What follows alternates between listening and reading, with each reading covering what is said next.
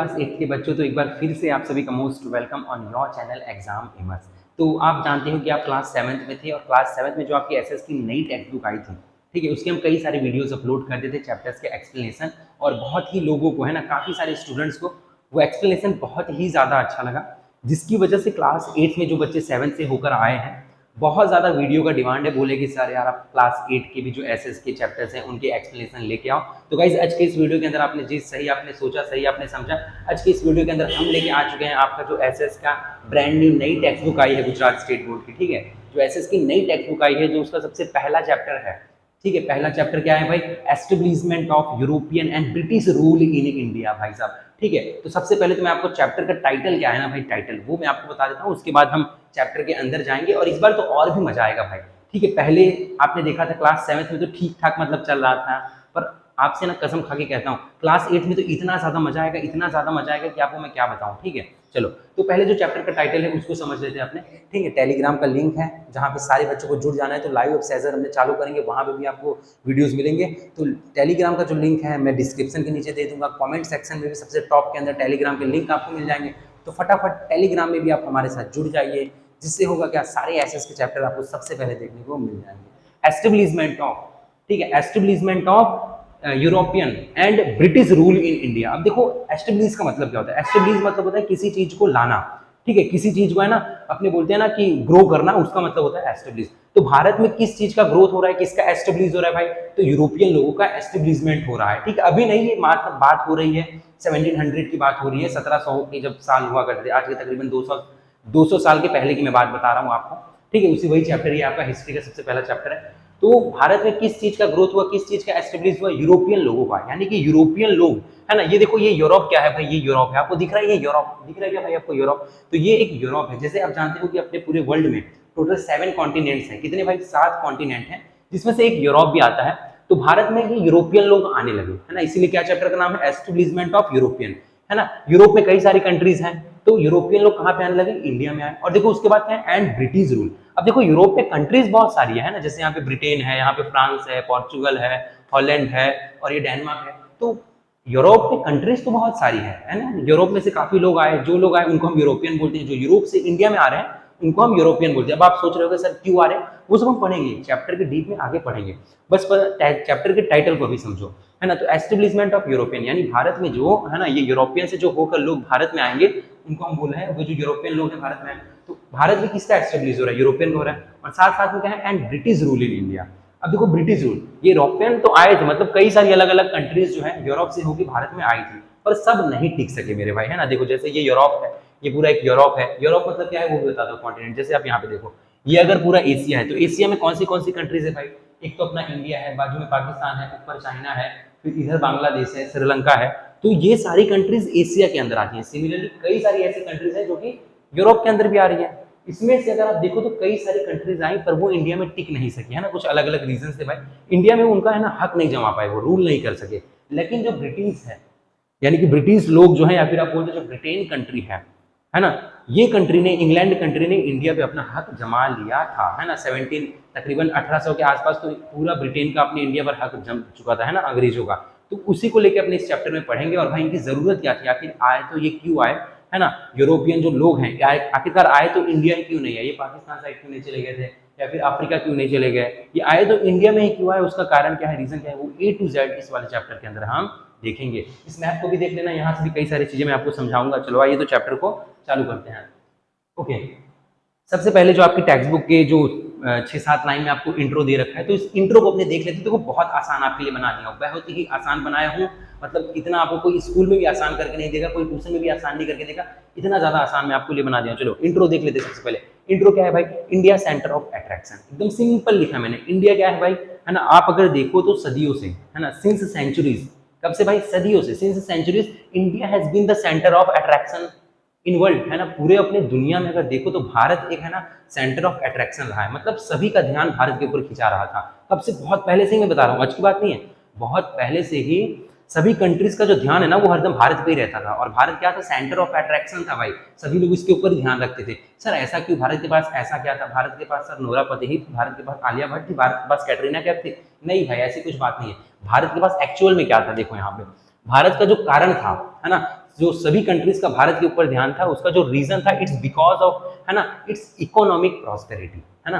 भारत की इकोनॉमिकली, है ना, भारत बहुत ही ज्यादा वेल सेटल्ड था इकोनॉमिकली। सर ये इकोनॉमिकली क्या होता है, इकोनॉमिकली क्या होता है, प्रॉस्पेरिटी क्या होता है? प्रॉस्पेरिटी मतलब किसी चीज की समृद्धि, प्रॉस्पेरिटी मतलब होता है कोई चीज का एक अलग ही लेवल पे पहुंचना। तो भारत एक अलग ही लेवल पे था, पर किस केस में? इकोनॉमिक को लेके। इकोनॉमिक मतलब बिजनेस की अगर आप बात कर लो, पैसों की सप्लाई की बात कर लो, इंडस्ट्री की बात कर लो, ठीक है, इन सब चीजों में, है ना, इंडस्ट्री, कंपनीज, या फिर आप बात कर लो खेती बाड़ी की बात कर लो। स्पेशली तो भारत अपने, है ना, मतलब सदियों पहले भारत खेती को लेके बहुत ज्यादा फेमस था, बहुत ज्यादा उसकी पॉपुलैरिटी थी। तो इसीलिए ना ये सब देख के, ये सब भारत में जो है ना खेती वगैरह होता था, जो मतलब यहाँ पे आप देखो फसल वगैरह जो उगते थे ये वो, इसको देख के पूरी दुनिया के लोग पागल थे, है ना, पूरी दुनिया के लोग पागल थे। वो सब चाहते थे कि इंडिया में आए वो, और यहाँ पे से कुछ सामान लेके जाए, यहाँ पे अपना बिजनेस सेटअप करे, ठीक है। तो वही जो है आप देख सकते हो यहाँ पे लिखा है कि भाई इंडिया सेंटर ऑफ अट्रैक्शन। उसका रीजन क्या है भाई?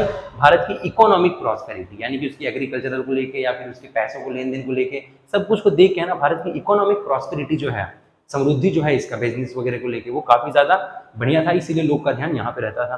अब ये थर्ड वाला पॉइंट देख लो, in 15th century renaissance in Europe, है ना। देखो 15 सेंचुरी में क्या होता है भाई? यूरोप में रिनेसेंस होता है। सर ये रिनेसेंस क्या है? सर ये नहीं समझ आ रहा है मेरे को। रिनेसेंस जो है बहुत ही सिंपल है। रिनेसेंस मतलब कि किसी भी जगह का रीबर्थ होना, वापस से जन्म, ठीक है। जो यूरोप कंट्री थी, यूरोप, ठीक है, 15 सेंचुरी के पहले तो ये ठीक है, जैसे तैसे चल रहे थे, वैसे था, ये था। पर आप देखो तो 15th सेंचुरी यानी 1500 में, 15th सेंचुरी मतलब आप समझना 1500 की मैं बात करूं, 1500 में क्या होता है कि 1500 में यूरोप में ना फिर से सब बदलाव आने चालू हो जाते हैं। 1500 में भाई होता क्या है? यूरोप में बदलाव होना, यानी कि कोई सोशल बदलाव हो रहा है, कोई रिलीजियस बदलाव हो रहा है, वहाँ पे अलग अलग जाति के धर्म के लोग आ रहे हैं। तो इसीलिए इसको आप रिनेसेंस बोलते हो। रिनेसेंस का सिंपल मीनिंग अगर मैं बताऊं तो रीबर्थ होता है भाई। क्या होता है? रीबर्थ, है ना। क्या होता है? रीबर्थ, यानी कि फिर से जन्म लेना, और एक बड़ी, है ना, धांसू तरीके से जन्म लेना। कैसा? फिर से जन्म लेना और धांसू तरीके से जन्म लेना को आप बोलते हो रिनेसेंस। तो अगर आप देखो तो यूरोप में, इस पूरे यूरोप में, मैं सिर्फ ब्रिटिश की बात नहीं कर रहा यार, यूरोप और ब्रिटिश में फर्क होता है। Europe is a continent, Europe के अंदर आया है ब्रिटेन, आपका जो कंट्री है वो उसके अंदर आया है। सिमिलरली कई सारे और भी कंट्रीज है, सिमिलरली लाइक एशिया। चलो अब क्या होता है कि 15th सेंचुरी में पूरे यूरोप में ना भाई रीबर्थ चल रहा होता है, रिनेसेंस चल रहा हो। अब यहाँ पे आपको बोला गया है, अब यहाँ पे आप देखो तो इस जो यूरोप में रिनेसेंस चल रहा होता है, यानी कि जो रीबर्थ का एक प्रोसेस चल रहा होता है, क्या उससे कोई इंडिया का लेना देना है या फिर नहीं है, वो पूरा आप इस चैप्टर के अंदर अगेन पढ़ोगे, है ना। अगेन वही देखने वाले हो, मतलब पूरा यूरोपियन लोग आए क्यों, क्या रीजन था, वो सब भी देखोगे। और साथ साथ में ये भी देखोगे कि भाई जो रिनेसेंस यहाँ पे हुआ, मतलब जो बदलाव यूरोप में हुआ, उससे किसी इंडिया का लेना देना है कि नहीं है। अगर आप ध्यान से देखो इस चैप्टर को, एंड में मैं आपको बताऊंगा कि जो यूरोप में रीबर्थ हुआ, यानी रिनेसेंस हुआ ना, वो पूरा का पूरा भारत की वजह से ही हुआ।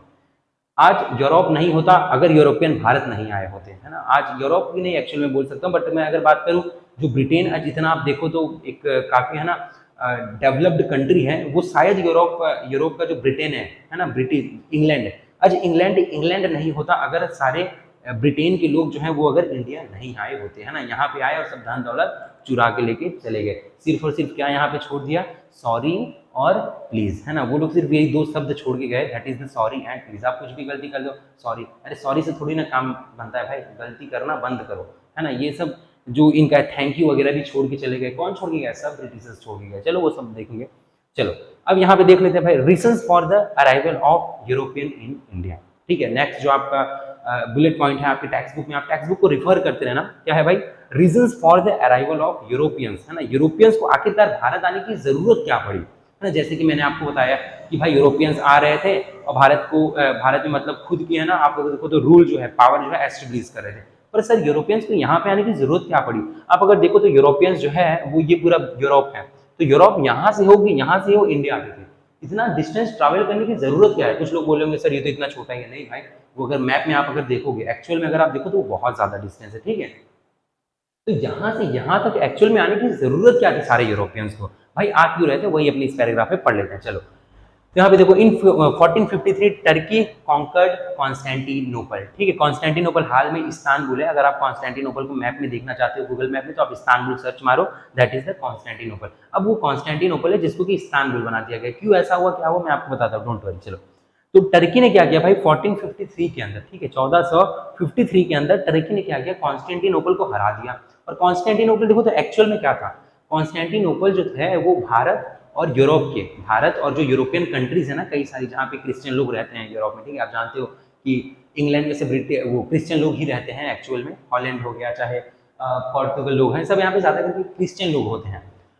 तो भारत है ना जो यूरोप कंट्री को सॉरी यूरोपियन कॉन्टिनेंट को, भारत यहाँ पे आप अगर देखो तो भारत क्या करता था, ये सारे यूरोपियन कंट्रीज को क्या करता था भाई, फूड वगैरह जो है वो सप्लाई करता था। क्या सप्लाई करता था सर? फूड वगैरह सप्लाई करता था। पर हुआ क्या है ना, और जो ये फूड सप्लाई करता था हेडक्वार्टर उसका क्या था, मतलब कहाँ से सब मैनेज होती थी कि भाई क्या सप्लाई करना है, कितना सप्लाई करना है। तो जो हेडक्वार्टर था ना, हेडक्वार्टर, ठीक है, चीजों का ध्यान वगैरह जो रखते थे, मतलब क्या हो रहा है क्या नहीं हो रहा है बिजनेस को लेके, तो हेडक्वार्टर जो है मतलब इस सप्लाई जो है, इस सप्लाई का हेडक्वार्टर कहाँ पे था भाई? कॉन्स्टेंटिनोपल में क्या था इसका हेडक्वार्टर था, है ना। बाकी इसका भाई जो भारत मतलब एक्सपोर्ट करते थे सामान अपने सब, मतलब जो भी भारत के पास होते थे सामान को यूरोपियन कंट्रीज में एक्सपोर्ट करते थे, उसका हेडक्वार्टर कॉन्स्टेंटिनोपल में था। अब होता क्या है, टर्की वाले हैं, टर्की में ज्यादा करके पॉपुलेशन मुस्लिम हुआ करती थी। कौन? मुस्लिम। अभी भी हाल में वही है, मुस्लिम ही है। तो टर्की में अगर आप देखो तो यहाँ पे टर्की में पूरे मुस्लिम लोग हुआ करते थे, और यहाँ पे कॉन्स्टेंटिनोपल में क्रिश्चियन लोग हैं। कौन है? क्रिश्चियन लोग हैं, ठीक है। तो भारत और यूरोपियन कंट्रीज के बीच में जो ट्रेड हुआ करता था उसका हेडक्वार्टर कहाँ था? कॉन्स्टेंटिनोपल में था। और टर्की ने क्या किया? कॉन्स्टेंटिनोपल को हरा दिया। क्या किया भाई टर्की ने? कॉन्स्टेंटिनोपल को, एक जंग होती है, ठीक है, इनके बीच में वॉर होती है, और इसमें क्या किया? कॉन्स्टेंटिनोपल को इन्होंने कॉन्कर कर दिया। कॉन्कर करना मतलब जीत लेना, है ना। कॉन्कर करने का मतलब क्या होता है? किसी चीज को अपने कब्जे में कर लेना, जीत लेना। तो टर्की ने क्या किया? इनके साथ फाइट किया, बैटल किया, वॉर किया, और इनको हेडशॉट मार के इनको कॉन्कर कर दिया भाई। क्या कर लिया? हेडशॉट मार के इनको कॉन्स्टेंटिनोपल को अपने कब्जे में कर लिया। अब कॉन्स्टेंटिनोपल इनके कब्जे में हो गया, जो कि था क्या? हेडक्वार्टर था। किसके बीच में हेडक्वार्टर था? भारत जो सप्लाई करती थी गुड्स, है ना, जो फूड्स वगैरह सप्लाई करती थी किसको? यूरोपियन कंट्रीज को, उसका हेडक्वार्टर कॉन्स्टेंटिनोपल था। अब टर्की ने इसको क्या कर लिया? अपने अंडर में कर लिया। अब भारत ने सप्लाई गुड्स जो वो सप्लाई करती थी भारत, है ना, यहाँ पे आप अगर देखो मैंने लिखा है Constantinople was the headquarter of trade route between Europe and India. Bharat और यूरोप के जो ट्रेड हुआ करते थे उनके रूट का हेडक्वार्टर कॉन्स्टेंटिनोपल था। अब वो तो किसके कब्जे में आ गया? किसके अंडर में आ गया भाई? टर्की ने उसको कॉन्कर कर लिया। अब इंडिया ने क्या किया?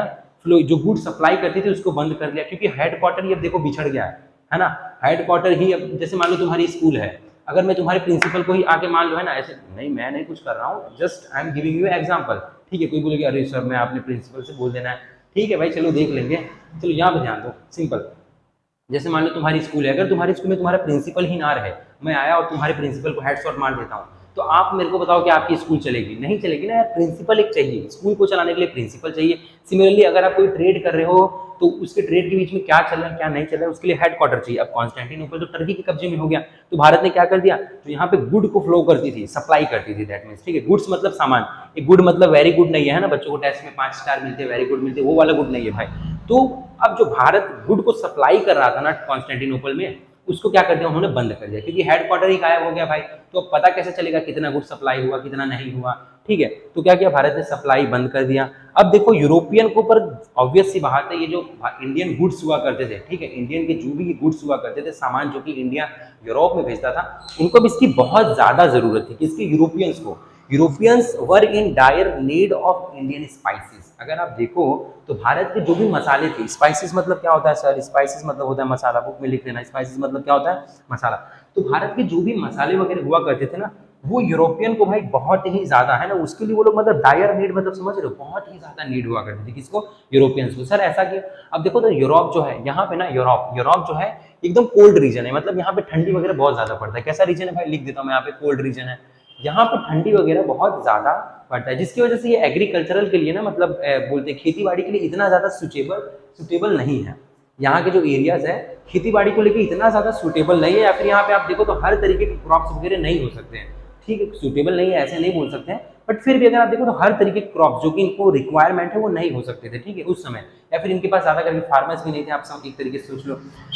तो इसीलिए, है ना, इसीलिए अब देखो इनको क्या, भारत की जो मसाले हुआ करते थे, भारत में एक्चुअली, है ना, मसाले बहुत ज्यादा होते हैं। क्या? जो स्पाइसेस होते हैं, मसाले हो गए, जैसे आपकी मिर्ची वगैरह हो गई, ये सब चीजें, तो भारत में मसाले बहुत ही ज्यादा लार्ज अमाउंट में होते हैं। अब क्या होता था कि इनको मसाले की बहुत जरूरत है, किसको? यूरोपियन लोगों को, जो कि है ना कहाँ पे होता था? इधर एशिया में, सेंट्रल एशिया आप अगर बोल दो, यहाँ पे एशिया में जो है स्पाइसेस वगैरह की, है ना, जो प्रोडक्शन है वो बहुत ज्यादा होती थी, और यूरोपियन को उसकी जरूरत बहुत ज्यादा थी। सर यूरोपियन की उसकी जरूरत ज्यादा क्यों थी? क्या सर वो पिज्जा खा के नहीं चला सकते थे? क्या सर वो आइसक्रीम वगैरह खा के नहीं चला सकते? देखो अब बात क्या है, यूरोपियन में जैसे आपको बताया मैंने, यूरोप में खेती बाड़ी ज्यादा होती नहीं थी, लोग किस चीज के ऊपर निर्भर होते थे? वो लोग मीट वगैरह खाते थे, समझ रहे, मांस मच्छी, यानी किसी जानवर को मार दिया उसको खा जाते थे। तो आप अगर जानते हो यूरोपियन लोग ज्यादा करके मीट वगैरह पे, है ना, मांस मच्छी फ्लैश, ठीक है, वो लोग क्या मांस मच्छी पे मतलब बहुत ज्यादा डिपेंडेंट होते हैं। अब मान लो वो किसी भी एक मान लो एनिमल को मारते हैं, किल करते हैं, किल करने के बाद उसको फिर एज है ना फूड यूज करते हैं। अब एज अ फूड यूज करेंगे, अब जरूरी थोड़ी ना वो लोग रोज ना रोज जाके एक एक डियर वगैरह को मार के लाएंगे, है ना, वो लोग एक दिन मारते हैं और उसी फूड को वो लोग कम से कम 10-15 दिन चलाएंगे।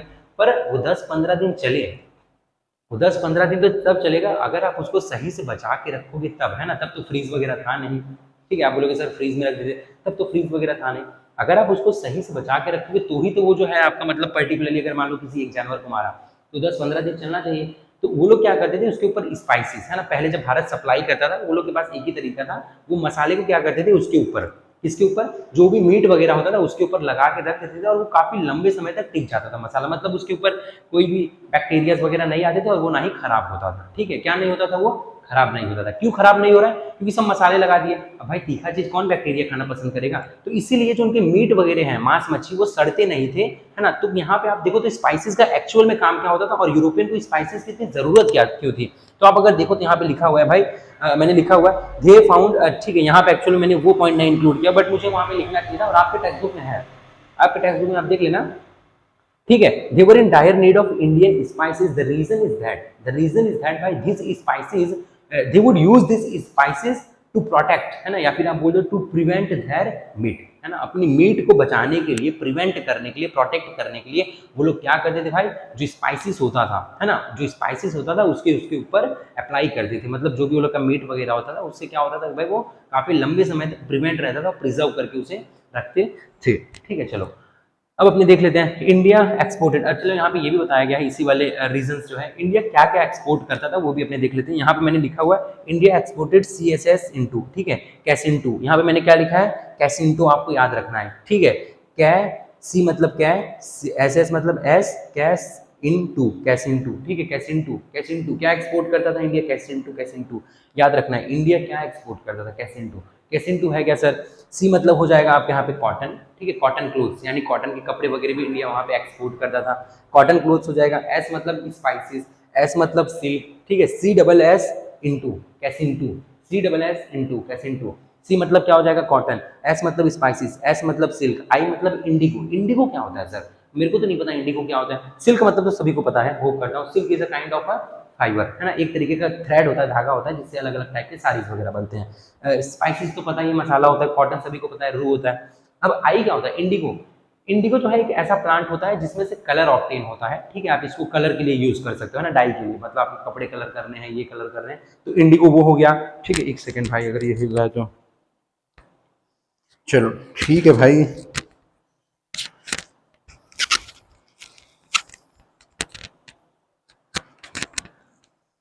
ठीक है, यहाँ पे भी ध्यान देना, इंडिगो हो गया, फिर एन क्या है यहाँ पे, एन, एन अगर आप देखो तो एन इज नथिंग बट यहाँ पे, हाँ ये इंडिया हो गया, एन जो है वो नाइटर है, नाइटर क्या है सर, नाइटर मतलब नहीं पता, नाइटर मतलब सिंपल नमक, नाइटर क्या है भाई, जो रेड नमक, लाल नमक आता था उस समय, तो वो उस समय रेड नमक जो हुआ था दैट इज द नाइटर। और टी क्या हो गया यहाँ पे, टी क्या है भाई, ये इंडिगो हो गया, नाइटर हो गया, और टी तो एक सेकेंड, फिर ओ जो है ओपियम है, हाँ टी यहाँ पे टिम्बर के लिए, ठीक है, टी जो है आपकी बुक में यहाँ पे टिम्बर के लिए, टिम्बर मतलब लकड़ियाँ, ठीक है, टिम्बर की जो लकड़ियाँ आती है वो, और वो जो है ओपियम, ओपियम मतलब समझते हो आप, अफीम, है ना, मिर्जापुर में जो, समझ गए अफीम मतलब क्या होता है, हाँ वही ड्रग्स वगैरह होता है। चलो ओपियम, ओपियम से क्या बनता है भाई, ओपियम से ड्रग्स वगैरह बनते हैं।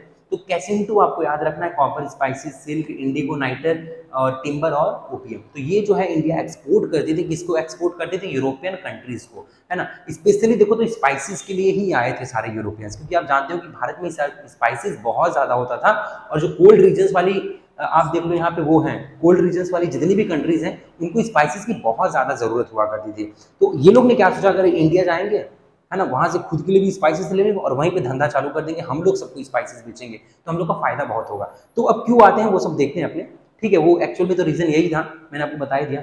चलो तो ये लोग ने क्या किया, अब देखो यहाँ पे कॉन्स्टेंटिनोपल को जैसे कि इंडिया ने, है ना, गुड सप्लाई करना बंद कर दिया, तो अब ये लोग को जरूरत बहुत ज्यादा था, किस चीज की जरूरत थी भाई, भारत की स्पाइसेस की, मसालों की बहुत ज्यादा जरूरत थी। तो इन्होंने क्या किया, दे फाउंड वाटर वेज, है ना, फाइनली इन्होंने क्या किया, फाइनली।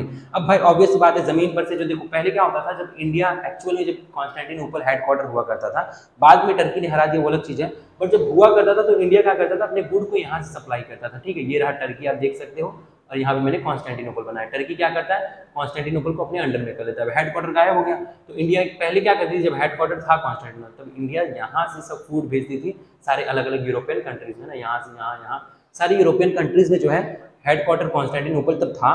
तो भारत यहाँ से जो है ना, आप देखो तो ये लैंड पे है ना, ये जो है कहाँ से है भाई, जमीनी तौर पर से भेजा जाता था, कहाँ से, जमीन पर से, है ना, लैंड यहाँ पे बेस है। बट आप देखो जैसे ही कॉन्स्टेंटिनोपल टर्की के अंडर में आ गया तो भारत ने उसको भेजना बंद कर दिया। तब सारे यूरोपियन कंट्रीज ने, है ना, उसमें से एक पहला बंदा था, उसके नाम अपने देखेंगे, उन्होंने क्या फाइंड किया भाई, ये जो ये यहाँ पे देख सकते हो, ये मैंने आपको बताया है, ये क्या है, यहाँ से ये लोग ने यहाँ तक इंडिया आने का इस तरीके से वाटरवेज ही बनाया। ठीक है, यहाँ से पूरा इस तरह से जाता है। तो उन्होंने आखिरकार जब जमीनी तौर से, है ना, लैंड वेज जो उनका लैंड जो मीन हुआ करता था ट्रांसपोर्टेशन का, वो जब बंद हो गया तो उन्होंने दरिया के अंदर से, ठीक है, कौन सा तरीका सुझा भाई, कौन सा वेज, कौन सा तरीका, तो वाटर वेज, है ना। अभी वो लोग क्या करने लगे, इंडिया आ जरूर रहे थे पर उन्होंने कौन सा एक नया रास्ता बना लिया था, that is the water veg, यानी कि वाटर के, है ना, पानी के अंदर आते थे, पानी के अंदर होते हुए क्या, पानी से मतलब वो लोग भारत आते थे। चलो आइए अब अपने देख लेते हैं, आगे बढ़ेंगे और देखेंगे arrival of European in India.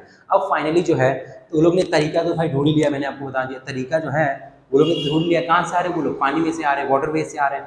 तो अब देखते हैं arrival of European in India. तो यहाँ पे इंडिया में जैसे ही वो लोग को पता चल गया कि भाई ये रास्ता है पानी में, अपने यहाँ से भारत जा सकते हैं, या फिर आप देखो तो ईस्टर्न कंट्रीज में, ईस्टर्न एशिया में जा सकते हैं, तो उन्होंने क्या किया, कई सारे जो ब्रिटेन के, है ना, कई सारे सॉरी जो यूरोप के, इस यूरोप के कई सारे जो कंट्रीज हैं वो अपनी इंडिया आए। जैसे कि कौन कौन आया था, पोर्तुगल लोग आए थे पोर्चुगीज से, फिर बाद में हॉलैंड लोग आए, डेनमार्क के लोग आए थे भाई, ब्रिटेन के लोग आए थे, कहाँ पे आए थे, सब के सब इंडिया में आए थे। अब चलो यहाँ पे देख लो, Portuguese sailor Vasco da Gama reached Calicut in 1498। ठीक है, यहाँ पे सॉरी मैंने एक्चुअली में गलती लिख दिया हुआ है, 1498, ये वाला डेट आपको याद रखना है। तो सबसे पहले जो वाटरवेज को फाइंड करने वाला बंदा है, देखो इस बंदे का नाम आप बहुत सुनोगे, है ना, मतलब इस बंदे का हर एक वो बंदा नाम जानता होगा जो आज 9th स्टैंडर्ड में, आप जाके किसी भी 9th स्टैंडर्ड के बच्चे से पूछो कि क्या तू वास्को डिगामा का नाम जानता है, वो 110% नाम जानेगा। तो वास्को डिगामा कौन है भाई, वास्को डिगामा वो बंदा है जिसने सबसे पहले,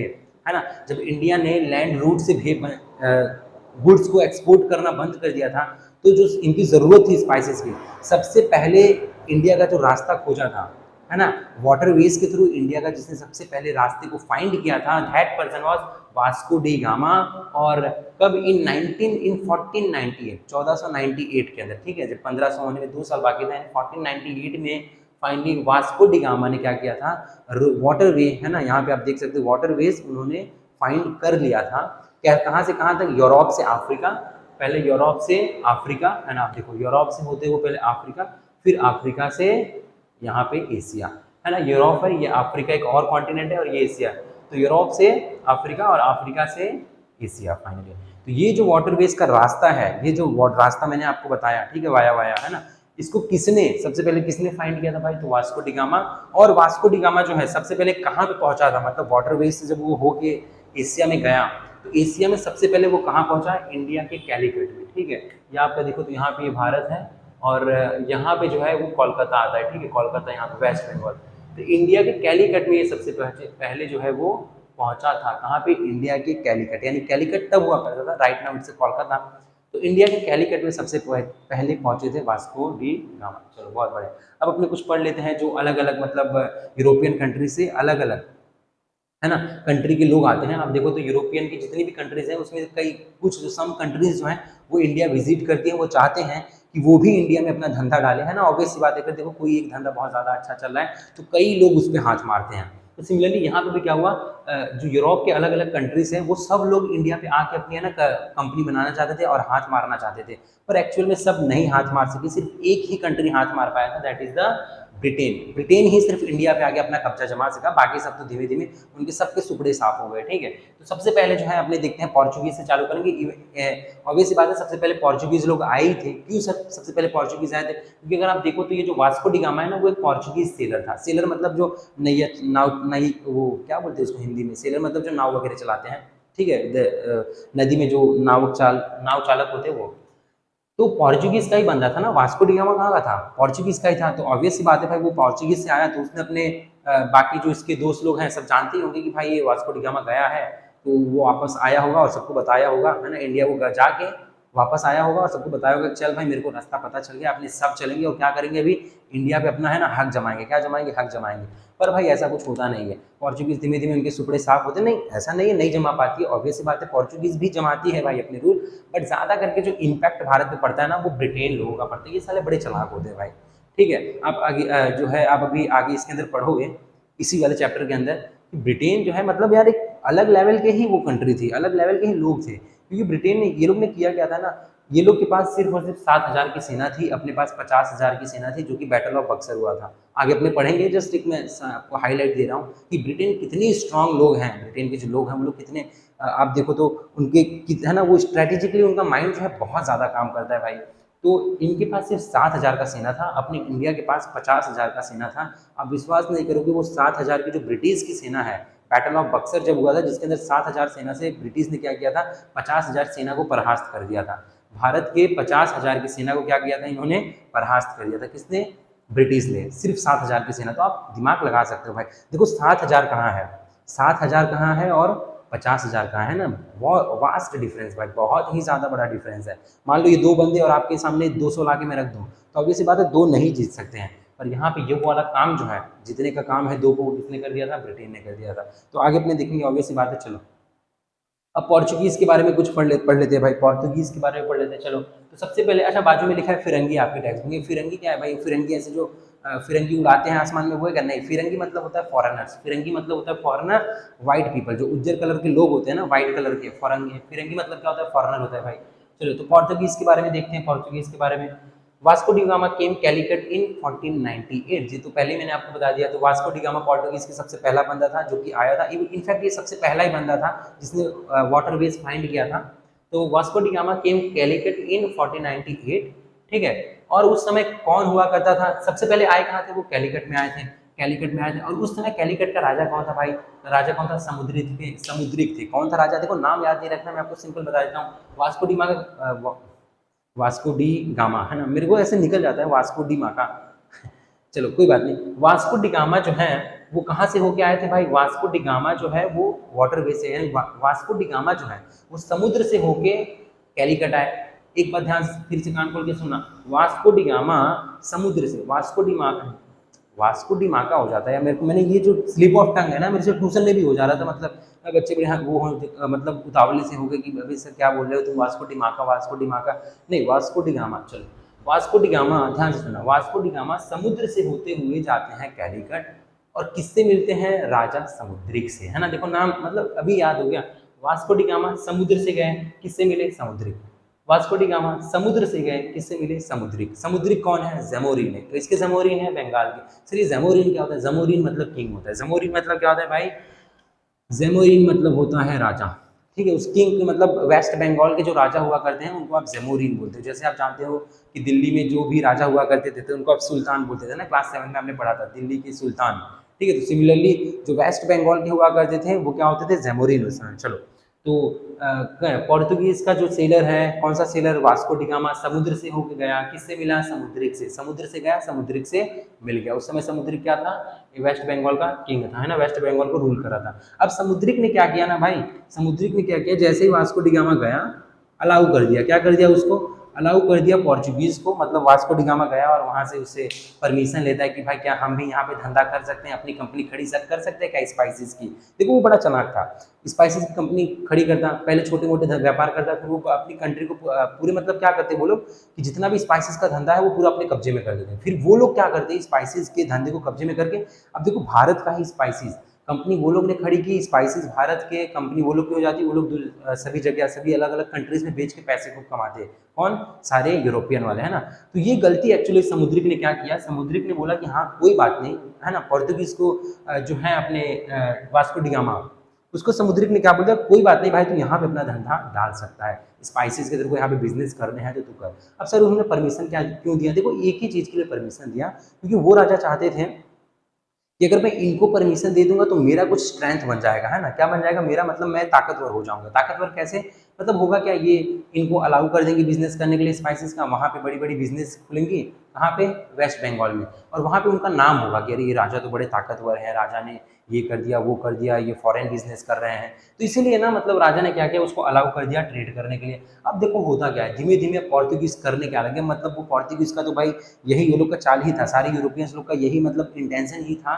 कि अपने को इंडिया पे रूल करना है। तो उन्होंने क्या किया भाई, सबसे पहले एक फोर्ट बनाया कोची में। कहाँ बनाया सबसे पहले फोर्ट, एक कोची में बनाया। कोची कहाँ है सर, ये ऊपर अपना, हाँ कोची जो है यहाँ पे आ जाएगा, आपका हैदराबाद साइड आता है। तो सबसे पहले जो फोर्ट जो है वो उन्होंने कहाँ बनाया, कोचीन ने बनाया 1503 के अंदर। कहाँ पे भाई, 1503 के अंदर। फिर कन्नौर के अंदर बनाया 1505।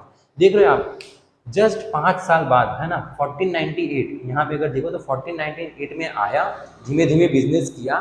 फिर कुछ समय बाद 5 साल में क्या किया इन्होंने, 1503 के अंदर फोर्ट बना दिया कोचीन में, और फिर बाद में 505 2 साल बाद वापस एक दूसरा फोर्ट खड़ा कर दिया कन्नौर के अंदर। किसने, पोर्तुगीज के लोगों ने। चलो in 1505 Vasco viceroy Francisco de Almeida, देखो वी मतलब वाइस रॉय है, viceroy Francisco de Almeida, ठीक है। चलो यहाँ पे 1505 के अंदर, ठीक है। सिमिलरली ये जब कन्नौर का फोर्ट बनता है, उसी समय वाइस रॉय फ्रांसिस्को डी एल्मीदा आते हैं इंडिया। और वो इंडिया आते हैं क्योंकि वो इंडिया पे उनको रूल करना होता है, मतलब वो लोग बढ़ चुके हैं, अब लोग का मन बढ़ चुका है, आपने उंगली पकड़ाया तो सर पे तो चढ़ने वाले वो लोग, ऑब्वियस सी बात है। तो वो आया, बोला कि अब जाके अपने इंडिया पे रूल करेंगे, है ना। वो इसी इंटेंशन से आया था, इसी इरादे से आया कि भाई अपने को इंडिया पे क्या करना है, रूल करना है। 1505 में वो आया। उसके बाद जो उसका सक्सेसर होता है, मतलब उसके बाद जो गद्दी पे वाइस रॉय बनने वाला होता है, कौन था, अल्फोंसो डी ये एल्बुकर्क, ठीक है, अल्फोंसो डी एबुलकर्क। पहले कौन आया था, फ्रांसिस्को डी एल्मीदा आए, उसके बाद कौन है, अल्फोंसो डी एबुलकर्क। ये क्यों आए थे, भारत को है ना रूल करने, भारत में रूल करने के है ना ख्वाब से ये लोग आए थे। देखो अल्फोंसो डी एल्बुकर्क ने क्या किया, vice Roy Alfonso D Albuquerque ने किया क्या, उन्होंने है ना क्या किया, गुजरात के फोर्ट, सॉरी गुजरात नहीं, सॉरी चलो गोवा जो है, गोवा है ना, कई सारे पोर्ट्स को कॉन्कर किया। पोर्ट्स मतलब समझते हो बंदर का, जहाँ पे शिप वगैरह आके रुकती हैं। और ये लोग पोर्ट्स को क्यों, देखो सबसे पहले अगर आप देखो तो बहुत सी है ना, मतलब बहुत ही लॉजिकल चैप्टर है। देखो सबसे पहले लोगों ने पोर्ट्स को कॉन्कर किया, तो पोर्ट्स को इसलिए कॉन्कर किया, पोर्ट मतलब बंदर का जहाँ पे शिप वगैरह आके रुकती है। तो सबसे पहले पोर्ट्स को इन्होंने इसलिए कॉन्कर किया, इसलिए पोर्ट्स को जीता, क्योंकि ये जानते थे इनका जो तरीका है आने का, ये आते थे एक्चुअल में वाटरवेज से होकर आते थे, क्योंकि टर्की तो अब था नहीं इनका, टर्की में ज़्यादा करके मुस्लिम लोग होते थे, उन्होंने बंद कर दिया, बोला हम तुम्हें इस रास्ते से जाने नहीं देंगे। तो इन्होंने क्या किया है ना, टर्की तो आप जानते हो, मैंने आपको पहले बताया, Turkey is a Muslim country, उन्होंने बोला कि हम तुमको यहाँ से जाने नहीं देंगे भाई। तो ये लोग ने वाटरवेज ढूंढा। अब ये चाहते थे कि जितना भी वाटरवेज, अगर देखो आपका ये इंडिया है, मैं आपको अगर यहाँ नॉर्मली बताऊँ, अगर ये इंडिया है तो ये चाहते हैं सबसे पहले जो पोर्ट्स है जहाँ पे शिप्स वगैरह आके रुक रही है, उसको सबसे पहले अपने कॉन्कर करेंगे, जीतेंगे। उसके बाद अंदर के हिस्से को अपने कवर करेंगे ना। सबसे पहले जो मेन है जहाँ से अपने होके इंडिया आ रहे हैं एक्चुअल में, सबसे पहले उसको कॉन्कर करेंगे, पोर्ट्स को अपने अंडर में करेंगे। तो इन्होंने क्या किया, कई सारे पोर्ट्स को है ना, बंदरगाह को अपने अंडर में कर लिया, कॉन्कर कर लिया, जीत लिया। उसके बाद इंक्लूडिंग गोवा है ना, गोवा के भी पोर्ट को भाई इन्होंने क्या कर लिया, कॉन्कर कर लिया। क्या कर लिया भाई, गोवा को भी इन्होंने जीत लिया।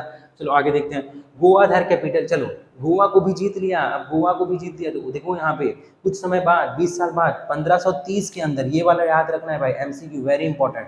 गोवा जो है वो पोर्तुगीज लोगों का क्या बन गया भाई, गोवा जो है पोर्तुगीज लोगों का कैपिटल बन गया। कब कैपिटल बना, 1530 में, है ना। 1530 में पोर्तुगीज के लोगों ने गोवा को पूरा अपने अंडर में कर लिया था। कब, 1530 में। चलो बहुत बढ़िया, बहुत बढ़िया। अब भाई आगे बढ़ते हैं, ठीक है। उसके बाद अगर आप देखो तो धीमे धीमे वसई को 15 है ना, वसई जो है मुंबई में है, वसई को 1534 यानी 4 साल बाद वसई को अपने कब्जे में किया। वसई पोर्ट की बात करो, सबसे पहले लोग पोर्ट में, यहाँ पे वसई, फिर दीव, फिर दमन, चलो दिख रहा है ना, सबसे पहले यहाँ पे वसई, फिर यहाँ पे दमन, यहाँ पे दीव, सबको धीमे धीमे लोग ने क्या किया, अपने कब्जे में करते गए। वसई को 1534 में, 1 साल बाद उन्होंने क्या किया, दीव को भी अपने अंडर में कर लिया। फिर वापस से कुछ समय बाद 1559 के अंदर दमन को भी अपने अंडर में कर लिया। फिर क्या हुआ देखो यहाँ पे, फिर ये लोग धीमे धीमे ना डिफीट अहमदनगर, कैलीकट, बीजापुर। चलो बहुत बढ़िया। अहमदनगर यानी ये क्या बोलते हैं, अहमदाबाद, ठीक है। अहमदनगर मतलब आज का अहमदाबाद का जो राजा है उसको हरा दिया, कैलीकट के राजा को हरा, बीजापुर के राजा को हरा दिया जो कि साउथ में है। तो इनको हरा के धीमे धीमे वो लोग इंडिया पे रूल करने लगे। अब मतलब पहले तो सिर्फ पोर्ट को ही जीता, अब क्या करें वो लोग, अंदर वाले हिस्से को भी इंडिया को वो लोग जीत रहे हैं। चलो, carried spices from India to, हाँ ये लोग देखो अभी धीमे धीमे जीत रहे, सब काफी चीज को ये रूल करने लगे। अब ये लोग करने क्या लगे भाई, खुद तो बैठ के स्पाइसेस खा ही रहे थे इंडिया में, अब क्या करने लगे, जब जब ये लोग जाते थे यूरोप में, पोर्चुगीज़ यहाँ पे पोर्तुगल में जब जब ये लोग यहाँ पे जाते थे पोर्चुगीज़ के लोग, है ना, वहाँ पे भी मसाले को कैरी करके लेके जाते थे। यानी कि वहाँ से यहाँ आए, यहाँ पे अपना बिजनेस ट्रेड किया, फिर बाद में कुछ लोगों से अपना क्या कर रहे भेज दे रहे थे कि ये मसाले को लेके जाओ वहाँ पे। कहाँ पे लेके जाओ मसाले को? यहाँ पे यूरोपियन कंट्रीज में लेके जाओ और यहाँ पे भी मसाले को आप बेचो और खूब सारे प्रॉफिट कमाओ। क्या कमाओ? खूब सारे प्रॉफिट कमाओ। कहाँ से भाई? इंडिया से देखो मसाले लेके जा रहे हैं ना, ये देखो कहाँ गया भाई, कहाँ गया, carried spices from India to England, है ना, इंडिया से इंग्लैंड यहाँ पे स्पाइसेस वगैरह लेके जाते थे और वापस से आते समय है ना, जब ये वापस से वहाँ से होके यहाँ पे आते थे तो कहीं ना कहीं ये लोग यहाँ सेंट्रल एशिया से, है ना, क्या करते थे आप देखो तो मतलब आते, देखो जाते समय ये लोग स्पाइसेस लेके जाते थे, आते समय वहाँ से घोड़े लेके आते थे। सर घोड़े क्यों लेके आ रहे हैं? घोड़े इसलिए लेके आते थे कि इनके इंडिया में जो ये लोग धंधा करते उसके लिए काम क्या आता है? ऑब्वियस बात है, इनका जो घोड़ा है अच्छा वाला घोड़ा वो काम आता है। चलो ये आपने देख लिया। तो इनको लॉर्ड ऑफ द सी क्या कहा भाई? बहुत इंपॉर्टेंट, इसके ऊपर तो क्वेश्चन बनता है, इसके ऊपर क्वेश्चन बनता है, इसके ऊपर क्वेश्चन बनता है। ठीक है, लॉर्ड ऑफ द सी देखो मैं आपको बताते जा रहा हूँ कहाँ कहाँ से इंपॉर्टेंट है। वास्को डिगामा बोल रहा हूँ। चलो वास्को डिगामा का क्या याद रखना है आपको? 1498 में आए थे, सबसे पहला बंदा था जो कि वाटरवेज को फाइंड किया था। फिर आपको क्या याद रखना है? ये सब नहीं याद रखना है, ये भी याद नहीं रखना है। हाँ ये आप याद रख लेना कि जो कैपिटल है गोवा, 1530 में कैपिटल बन गया था गोवा, और फिर बाद में उनको लॉर्ड ऑफ द सी आखिरकार क्यों कहा गया, इसका एक्चुअल में आपको रीजन लिखना होता है स्कूल में कि भाई वाई, है ना, Portuguese were called the lord of the sea. तो भाई ऑब्वियस सा रीजन है, पोर्चुगीज ने क्या किया था आप देखो तो they won many forts, they conquered many forts of India like Diu, Daman and Vasai including Goa as well। so इसीलिए, है ना, that is the reason, ठीक है, they were called the lord of the sea। यानी कि अब उन्होंने देखो एक्चुअल में क्या था, there was also one main reason, they made Goa their capital। अब गोवा को भी उन्होंने कैपिटल बना लिया। so anybody, ठीक है, anyone who wanted to come from this sea route, जिसको भी सी रूट से आना था उसको क्या करना पड़ता था? पोर्तुगल लोगों का परमिशन लेना पड़ता था, है ना। वास्को डी गामा जो है, अल्फोंसो है, अल्बुकर्क हैं, इनका उनको परमिशन लेना पड़ता था कि क्या भाई हम इस रास्ते से आ सकते हैं कि नहीं आ सकते। क्यों परमिशन लेना पड़ता था? क्योंकि उन्होंने सब चीज़ों को जीत लिया था ना, उनके कब्जे में था, कॉन्कर कर लिया था, कब्जा कर लिया था। किसको? यहाँ के सारे पोर्ट्स एक्चुअल में उनके ही हो गए थे। तो जिसको भी आना होता था they had to seek the permission of this Portugal people, ठीक है। तो that is why they were called lord of the sea. भाई बहुत सिंपल है, वो लॉर्ड ऑफ द सी क्यों कहे जाते थे? बस यही तो कारण था, because they won many ports, ठीक है, which was nearer the border of the India, and also anybody who wanted to come from their ports, and anybody who wanted to come through their ports, they had to seek the permission of the Portuguese people। so that is why they were called as the lord of the sea। यही कारण था कि वो दरिया के भगवान कहलाते थे, लॉर्ड ऑफ द सी। चलो हिंदी टू क्रिश्चियन, यानी कई सारे जो हिंदू लोग हुआ करते थे एट द टाइम, है ना, गोवा में जो people who lived in Goa at that time, most of the people were Hindu. But हुआ क्या, जैसे ही ये पोर्तुगीज का हो गया एरिया, जैसे ये एरिया पूरा पोर्तुगीज का हो गया, पोर्तुगीज है क्रिश्चियन, पोर्तुगीज क्या है? क्रिश्चियन। और जैसे ही उन्होंने गोवा को अपने अंडर में कर लिया, तो होता क्या है, they converted many Hindu into Christian. उन्होंने क्या किया भाई, बहुत सारे हिंदू को क्रिश्चियन में बदल दिया। इसीलिए आप आज भी अगर गोवा जाते हो तो वहाँ पे you will see there are many communities who belong from the Christian, ठीक है, there are many peoples those who belong from the Christian community. आज भी गोवा में कई सारे क्रिश्चियन हैं। उसका रीज़न क्या है? बस यही सिंपल सा रीज़न है, क्योंकि तब के टाइम पे क्या हुआ था कि वहाँ के हिंदू को काफ़ी पोर्तुगल लोग हैं उन्होंने क्या बना दिया था? क्रिश्चियन बना दिया था। तो भाई साहब जो पार्ट 1 है मैं उसको यहीं पे ख़त्म करना चाहूँगा, ठीक है। और अगर आपको ये वीडियो अच्छा लगा हो तो भाई ज़्यादा से ज़्यादा अपने क्लास के कई सारे बच्चों के साथ, ठीक है, अगर आपको ये वीडियो अच्छा लगे तो क्लास में कई सारे बच्चों के साथ इस वीडियो को शेयर करिए। और मतलब सभी बच्चों को क्लास में जो एसएस उनको बोरिंग लगता है ना भाई, एसएस को बोरिंग सब्जेक्ट बनाना ही नहीं है। उसको बच्चे यूं करके क्या करेंगे भाई, याद रख लेंगे। मैंने आपको देखो तो इतनी आसान से बताया, इसको आप चाहो तो फोटो क्लिक कर सकते हो, इसको आप चाहो तो इस तरीके से यहाँ से स्क्रीनशॉट फोटो ले सकते हो। चलो अब सभी आपके बच्चों को शेयर करना है। देखो मैं पार्ट 2 तभी लेके आऊँगा, क्योंकि आप देखो मैं कुछ बच्चे सोच रहे हैं कि सर नहीं आप ये हमारे साथ चीट करे, ये करे, वो करे, पर आप देखो एकदम सिंपल सी बात है भाई, मैं पार्ट 2 तभी लेके आऊँगा जब यहाँ पे इस पर कुछ व्यूज़ आएंगे और कुछ बच्चे देखेंगे। क्योंकि मैं 10-5 बच्चों को अगर इतना मेहनत करूँ 10-5 बच्चों के लिए, ठीक है, तो वो मतलब वेस्ट होगा ना यार। मैं देखो मैं खुद भी कॉलेज बिजी रहता हूँ, ट्यूशन ऑफलाइन क्लासेस भी यहाँ पे मैं कंडक्ट करता हूँ, तो उसके अंदर बिजी रहता हूँ। बट फिर भी मैं सोचता हूँ कि टाइम निकाल के ये जो मेरे नॉलेज है इसको मैं स्प्रेड करूँ और भी बच्चों के साथ। पर अगर सिर्फ और सिर्फ 2-4 बच्चे होंगे तो यार ऑब्वियस सी बात है मेरा मोटिवेशन नीचे गिरेगा। तो मेरा मोटिवेशन हाई जाए, मेरा मोटिवेशन हाई जाए, इसलिए आपको करना क्या है भाई, मेरा मोटिवेशन हाई जाए इसलिए आपको करना है कि आप अपने सारे क्लास के बच्चों को इस वीडियो को धड़ाक करके शेयर कर दो। क्या करना है, धड़ाक करके आप शेयर कर दो, जिससे कि मेरा मोटिवेशन हाई जाएगा। और मैं पार्ट 2, अगर आपने इसको अगर इस बात को आपने सच कर दिया, मतलब लाइक वाइक दे के आपने शेयर कर दिया, तो मैं आपको लिख के देता हूँ पार्ट 2 तुरंत ही 2 दिन के अंदर मैं ला दूंगा। और पार्ट टू इससे भी जोरदार तरीके से अपने लेके आएंगे। ठीक है, टेलीग्राम का लिंक है जहाँ पे सारे बच्चों को जुड़ जाना है। तो लाइव सेशन हमने चालू करेंगे, वहाँ पे भी आपको वीडियोस मिलेंगे। तो टेलीग्राम का जो लिंक है मैं डिस्क्रिप्शन के नीचे दे दूंगा, कमेंट सेक्शन में भी सबसे टॉप के अंदर टेलीग्राम के लिंक आपको मिल जाएंगे। तो फटाफट टेलीग्राम में भी आप हमारे साथ जुड़ जाइए, जिससे होगा क्या, सारे एसएस के चैप्टर आपको सबसे पहले देखने को मिल जाए।